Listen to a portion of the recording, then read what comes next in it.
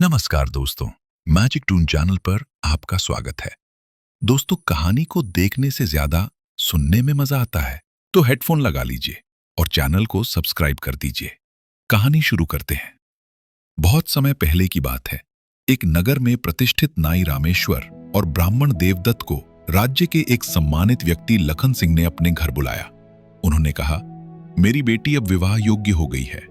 मैं चाहता हूं कि तुम दोनों उसके 10 लिए एक योग्य वर ढूंढो, जो गुणवान हो, संस्कारी हो और हमारे परिवार की प्रतिष्ठा के योग्य भी।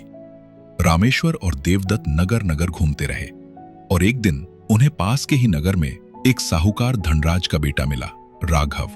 राघव युवा था, सुंदर था और उसका व्यवहार बहुत शालीन था। दोनों ने सोचा, यही तो सही वर है। लखन सिंह की बेटी शिवांगी के लिए शादी का प्रस्ताव भेजा गया और कुछ ही दिनों में रिश्ता पक्का हो गया। शादी की तैयारियां बड़े धूमधाम से शुरू हो गईं। पूरा नगर खुशियों से गूंज उठा। चारों ओर रोशनी, संगीत और हंसी का माहौल था। लेकिन शादी के बस 3 दिन पहले एक ऐसी घटना हुई जिसने सबकी किस्मत बदल दी। राघव की एक आंख फूट गई एक भयंकर दुर्घटना में। पूरा घर मातम में डूब गया।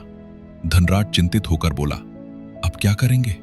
अगर लखन सिंह को यह बात पता चली तो वे रिश्ता तोड़ देंगे।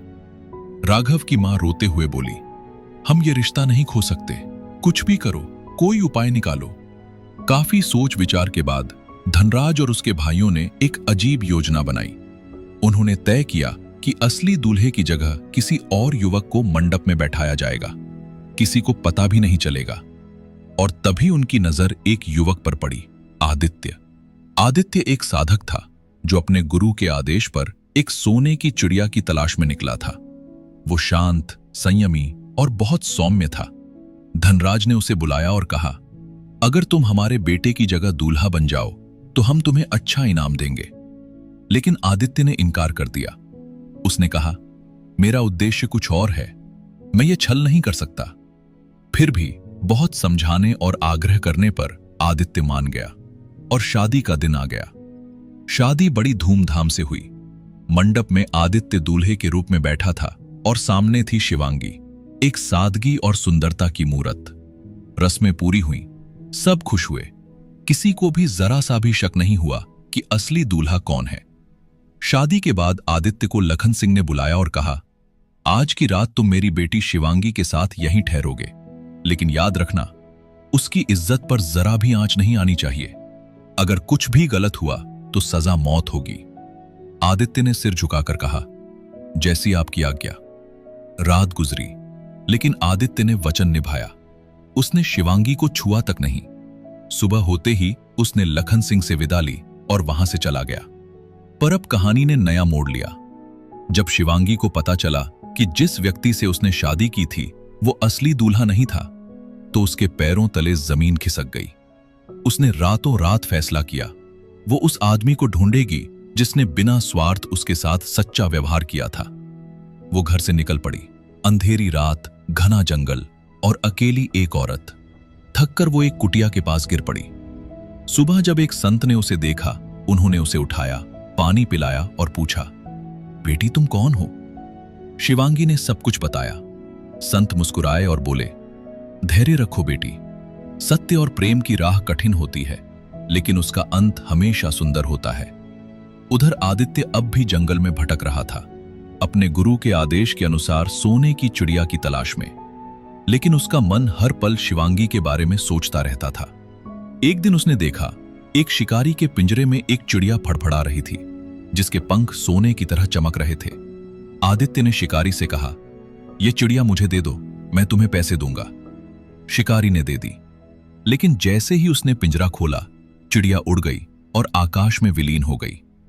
कहानी यहीं से जादुई मोड़ लेती है। वही चिड़िया जब अपने झुंड में लौटी तो उसकी साथियों ने उसे दंड दिया।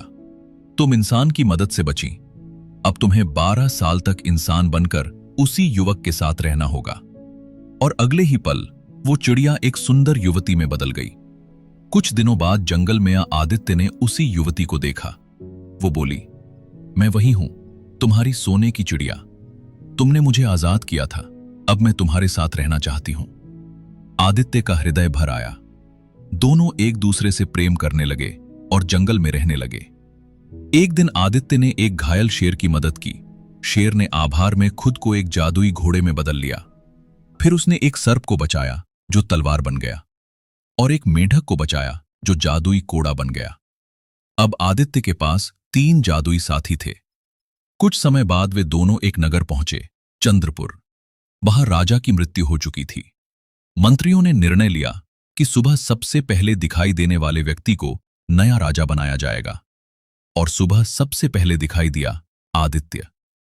मंत्रियों ने उसे पकड़कर महल में ले जाया और घोषणा की, अब से हमारे नए राजा होंगे आदित्य। आदित्य हैरान था, लेकिन उसकी पत्नी ने कहा, यह तुम्हारे भाग्य का संकेत है, स्वीकार करो। और फिर हुआ भव्य राज्याभिषेक। आदित्य राजा बन गया और सोने की चिड़िया से बनी स्त्री रानी। राज्य में सुख और समृद्धि लौट आई, लेकिन सेनापति भीमसेन ईर्ष्या से जल उठा। वो सोचने लगा, एक अजनबी राजा बन लिया, अब मुझे ही कुछ करना होगा। रात में उसने राजकुमार को मारने की साजिश रची, लेकिन आदित्य का घोड़ा जो शेर था राजकुमार को बचा ले गया और सैनिकों को खत्म कर दिया। भीमसेन हार नहीं माना।